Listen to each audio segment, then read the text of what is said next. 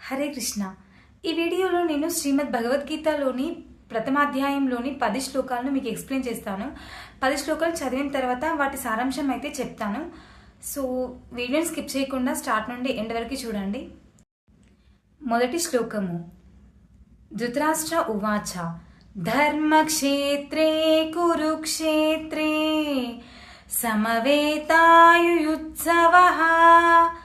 మామకా పాండవాశ్చైవ కిమకుర్వత సంజయ. రెండవ శ్లోకము. సంజయ ఉవాచ దృష్ట్వా తు పాండవానీకం వ్యూఢం దుర్యోధనస్తదా ఆచార్యముపసంగమ్య రాజా వచనమబ్రవీత్. మూడవ శ్లోకము. పశ్యైతాం పాండుపుత్రాణం ఆచార్య మహతీం చమూం వ్యూఢాం ద్రుపదపుత్రేణ తవ శిష్యేన ధీమతా. నాలుగవ శ్లోకము. అత్ర శూరా మహేశ్వాసా భీమార్జున సమాయుధి యుయుధానో విరాటశ్చ ద్రుపదశ్చ మహారథః. ఐదవ శ్లోకము. దృష్టకేతుశ్చేకితానః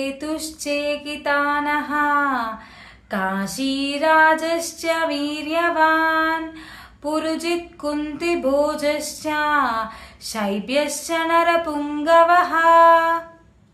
ఆరవ శ్లోకము.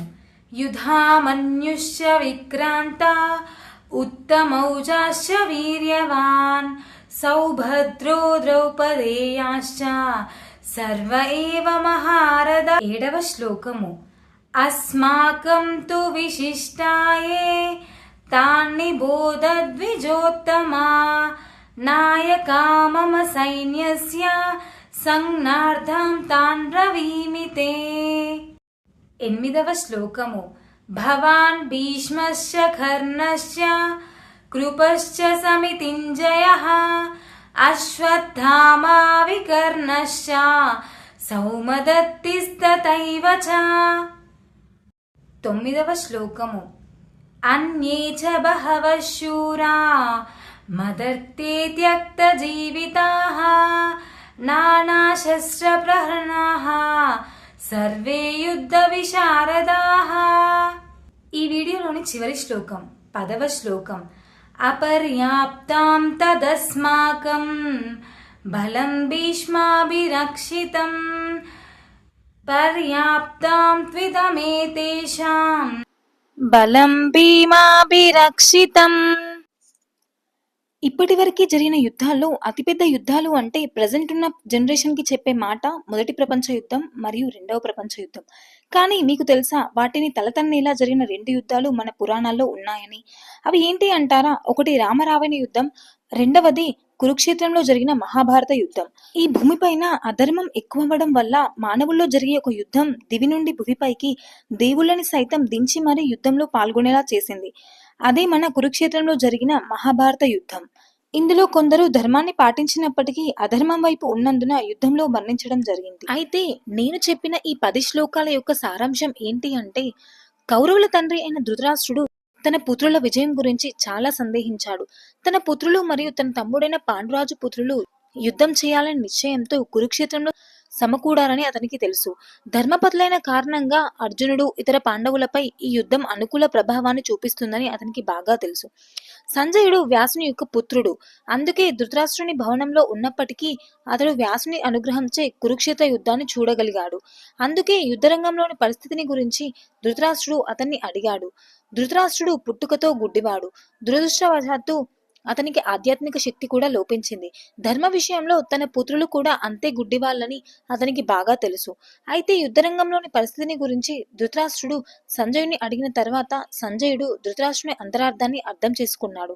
అందుకే నిరాశలో ఉన్నటువంటి రాజుకు ఉత్సాహాన్ని కలిగించడానికి సంజయుడు అతని పుత్రులు ఎటువంటి రాజీకి సిద్ధపడనని చెప్తాడు. పాండవ సేనా బలాన్ని చూసిన తర్వాత అతని పుత్రుడైన దుర్యోధనుడు పరిస్థితిని తెలియజేయడానికి సేనాధిపతి అయిన ద్రోణాచార్యుడి దగ్గరికి వెంటనే వెళ్లి ద్రోణాచార్యుని లోపాలను దుర్యోధనుడు ఎత్తి చూపాలి అనుకుంటాడు. ద్రౌపది తండ్రి అయిన ద్రుపద మహారాజుతో ద్రోణాచార్యుడికి ఏదో ఒక రాజకీయ వైరం ఉండేది. ఆ గొడవ కారణంగా ద్రుపదుడు ఒక గొప్ప యజ్ఞాన్ని చేసి ఆ ద్రోణాచార్యుని చంపడానికి ఒక పుత్రుని వరంగా పొందాడు.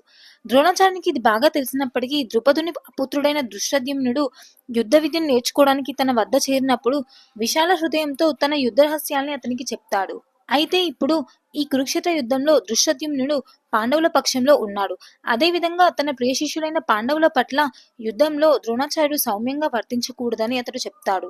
ముఖ్యంగా అర్జునుడు అతడికి ప్రియ శిష్యుడు. యుద్ధంలో అటువంటి సౌమ్యభావము అపజయానికి దారితీస్తుందని కూడా దుర్యోధనుడు హెచ్చరించాడు.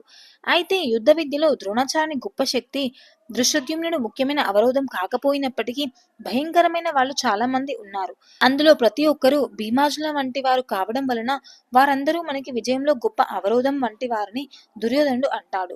వారిలో దృష్టకేతువు, చేకితానుడు, కాశీరాజు, పురజిత్తుడు, కుంతిభోజుడు, శైబిడు వంటి శూరులైన మహాయోధులు కూడా ఉన్నారని దుర్యోధనుడు అంటాడు.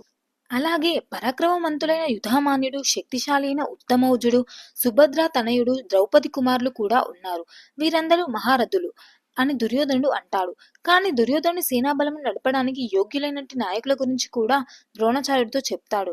వారు ఎవరంటే వికర్ణుడు, దుర్యోధనుడి సోదరుడు, అశ్వత్థామ, ద్రోణాచార్యుని పుత్రుడు, సౌమదత్తుడు, బాహ్లీకరాజు పుత్రుడు, పాండురాజుతో వివాహానికి ముందు కుంతిదేవికి జన్మించిన కారణంగా కర్ణుడు, అర్జునుడి అర్ధ సోదరుడు, కృపాచార్యుని కపల సోదరి ద్రోణాచార్యుని భార్య.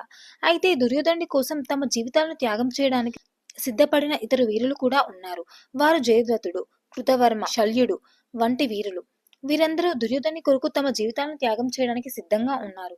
ఇంకా దుర్యోధనుడు ద్రోణాచార్యుడితో మన బలం అపరిమితంగా ఉన్నది. మనము భీష్మ పితామహునిచే సంపూర్ణంగా రక్షించబడుతున్నాము. భీమునిచే జాగ్రత్తగా రక్షించబడే పాండవ బలము పరిమితంగా ఉందని అతడు భావిస్తాడు. Thanks for watching this video. Next వీడియోలో ఇంకా 10 శ్లోకాలు నేర్చుకుందాం. హరే కృష్ణ.